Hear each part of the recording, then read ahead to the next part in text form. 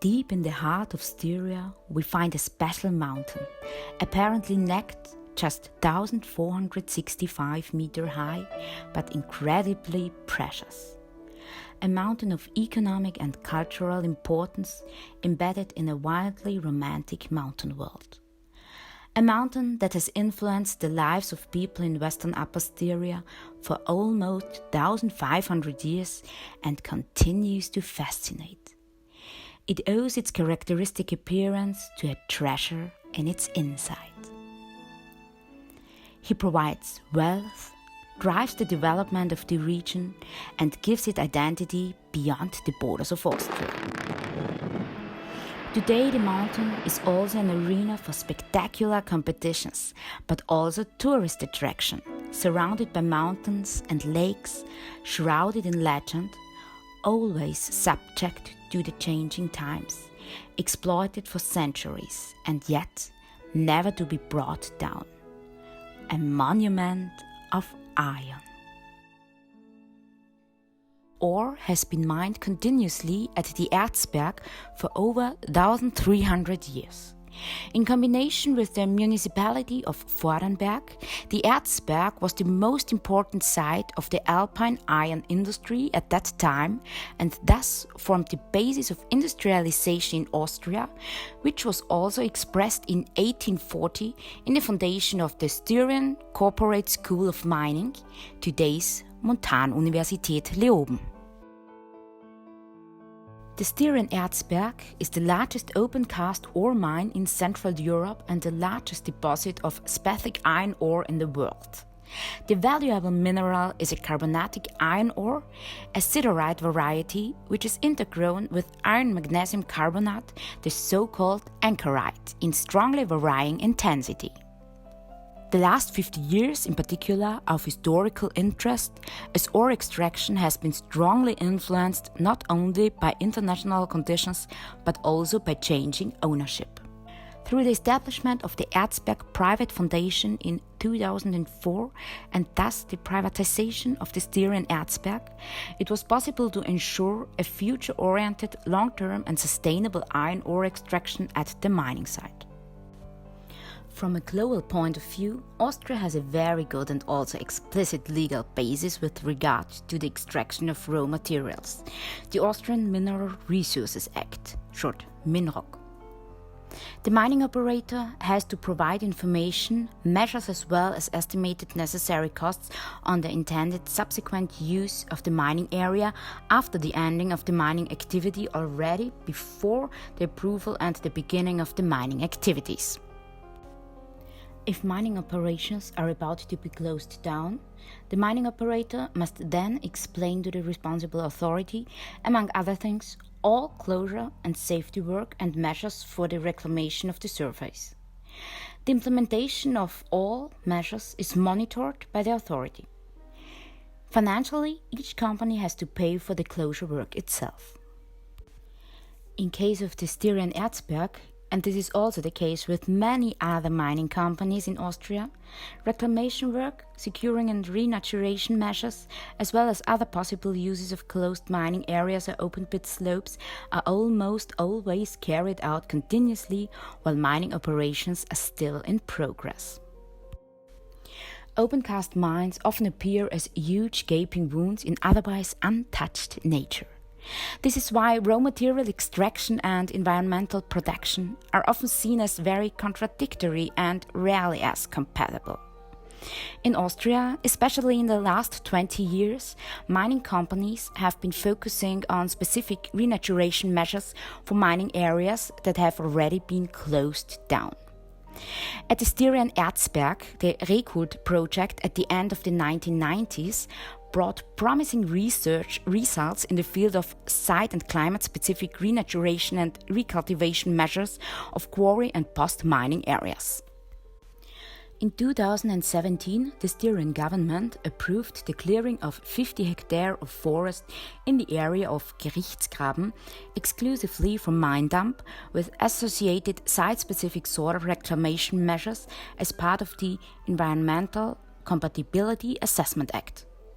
With this permit, the Steirischer Erzberg company is to implement compensation measures covering at least 50 hectares, whereby in particular certain endangered tree species are to be promoted. However, the protection of wildlife also plays an important role, and so the mining company will install bird and bat nesting boxes as advanced measures even before the clearing starts, enhance aquatic habitats by creating stream-calming water areas, and ensure the protection of wildlife through the targeted installation of wildlife guidance systems in the mining area.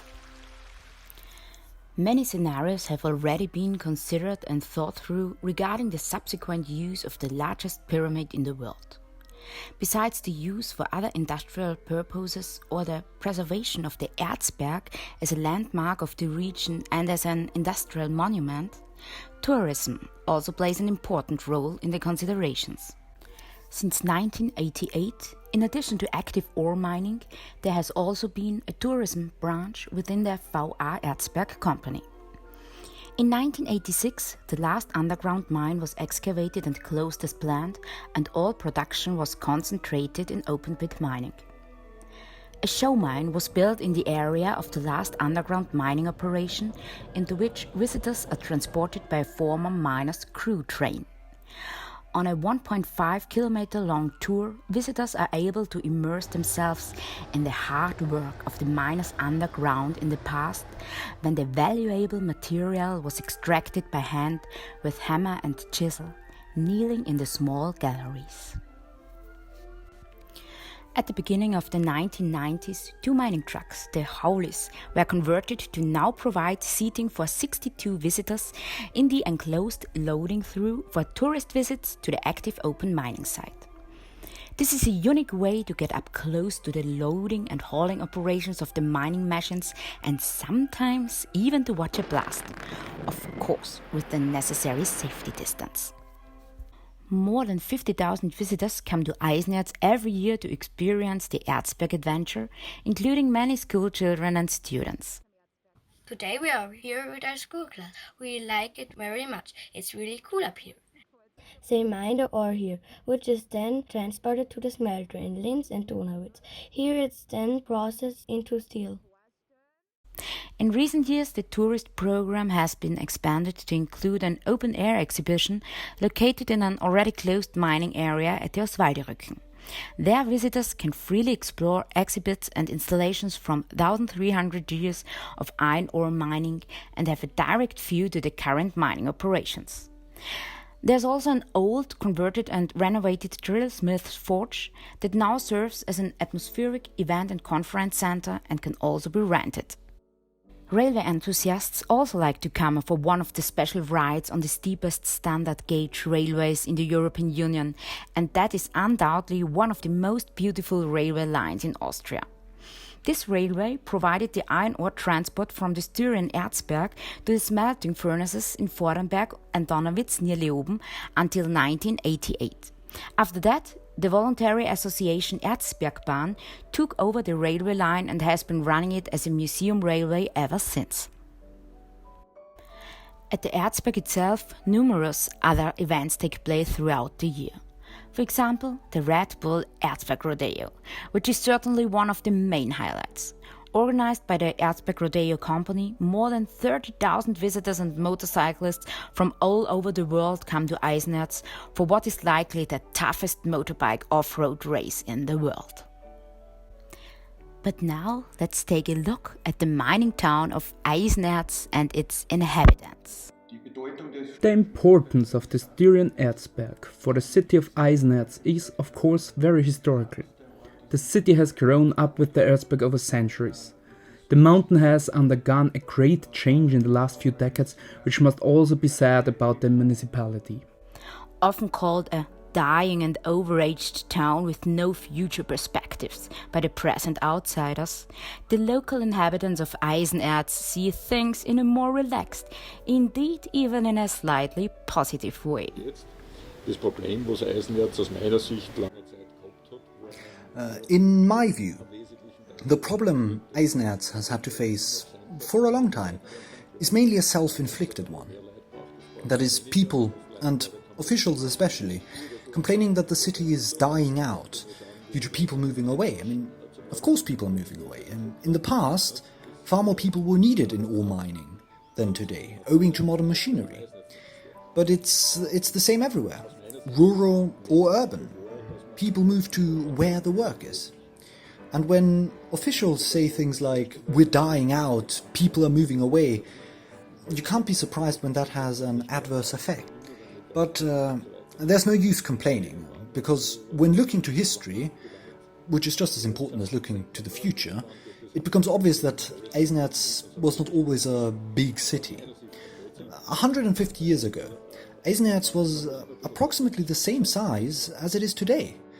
It was only the world wars which created a demand for large quantities of iron ore, thereby leading to a boost in ore production, that led to a somewhat artificial inflation of the inhabitants. Today the population numbers are, in truth, simply returning to their original or pre-war state. And I don't see this as something necessarily negative. You have to look at it this way. Wherever there is something supposedly negative, there's always a silver lining, something to be positive about it, if you choose to see it. However, it is a challenge that has to be said quite clearly, because the Erzberg is actually located in the middle of the town. The central factory building is only 150-meter linear distance away from the town hall. That is something very unique, and the town of Eisenerz more or less winds its way around the Erzberg, which of course also harbors a certain potential for conflict. However, the citizens have always been used to living with and from the Erzberg. The company VR Erzberg is seen by the local population as a good employer and is a popular place to work right on the doorstep. Many people from Eisenerz have a very special connection to their hometown. My ancestors were all active in mining. Both of my grandfathers worked on the mountain, and my father studied at the University of Mining in Leoben. So I was able to experience this miner's life from an early age on. And even though I was away from Eisenerz for 13 years, it was always important to me, and I always carry the miner's spirit in my heart. And the nice thing is that today I am in the happy position of being an honorary miner, and that as a woman, and that is a great privilege and an indescribably valuable thing to me. And even the youngest residents love their hometown and know plenty of stories to tell about their Erzberg. That Aquarius is half man and half fish. He promised the villagers who had captured him a good price for his release. Gold for a short time, silver for a little longer, or iron for eternity. Choose well. Once I watched a blast with my binoculars. I shimmered for a moment, but it was great.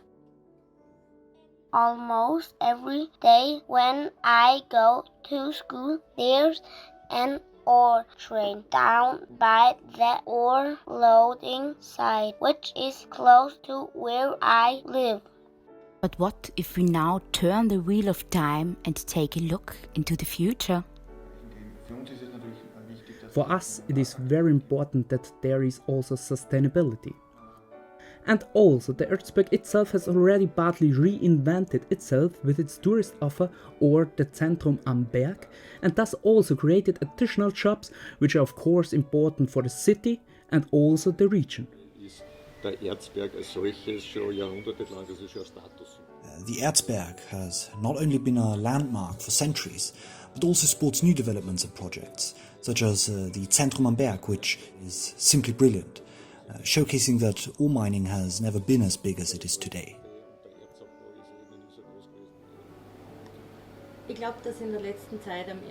In recent times, a number of different things have happened at Erzberg that point to the future, also in the direction of what will happen after mining, be it tourism or the Zentrum am Berg, whatever, and many things will happen in the future. I believe that you often have to reorientate yourself in life, and that Eisenerz and the Erzberg together have a lot of potential for the future. So what and where is this Zentrum am Berg that everyone is talking about? Zentrum am Berg, where you are right now, is an education and training center, but also a research and development center for all things which we need underground. You might ask, why did we choose this location for such an underground research center? There are plenty of underground structures available. So we are sitting in an area of the iron ore mine of Steirischer Erzberg. And this is very good because we have a perfect cooperation with them. They have about 260 employees there. And if we need anything for our work, we can always come to them. Everything is there because we are in an active mine. This is, I would say, really the best case we could have, because if you are in a mine which is already closed, nobody is there. I have to stress out the cooperation with Steirischer Erzberg. The head of this company is really good. What we feel is that also the population is interested in what is going on at Erzabbau. So we are getting more and more questions from the touristic area, so we will offer some 4-5 excursions this summer to show the population what we are doing. On the other hand, we are inviting pupils with an age of 12, 14 years to show them that it's possible to study mining, tunneling, all these technical fields, because we will need these technicians in future. We will need tunnelers because most of the population will live in mega cities in the future, so without any underground structures it will be impossible. And the same for the mining. I mean, if we have no mining, we have no resources to produce anything. So I think it will be pretty necessary. And regarding the education, we offer all types of education. We offer education for the miners, very young ones, 15, but also professional miners, in all aspects of underground engineering. Of course, we offer also the fire brigades trainings. So in one of our parallel tunnels, you can really make a fire as you have it in a motorway, for example. Also in this tunnel, we do fire trainings with the fire brigades on railway tunnel. What happens if you have a fire in such an underground structure?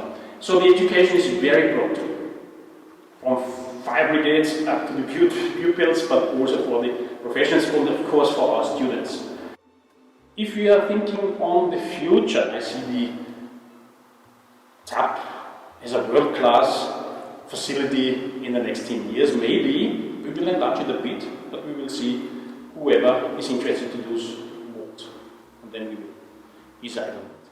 And don't forget, the future lies underground.